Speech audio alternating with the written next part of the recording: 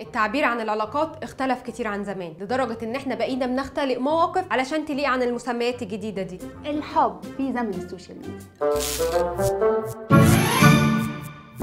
احنا مجرد اصحاب بس. فريند زون. الولد ده شكله معجب بيا. بيكراش عليكي. ما بيكراش عليكي. علاقات نفسنا نكون شبهها. ريليشن شيب جولز. شكلي اتضحك عليا. كلاون. شكله معقد. توكسيك. صاحبتي قوي. البي اف اف. طب والشوجر دادي؟ الراجل اللي بيصرف على بنات اصغر منه. لا هو بيشقط بنات اصغر منه ويصرف عليهم، هما بيشقطوه اكشلي. ماشي. طب الريد فلاج؟ الحاجات اللي بتشعر كده عشان تقول لها سيبي الواد ده. شعر.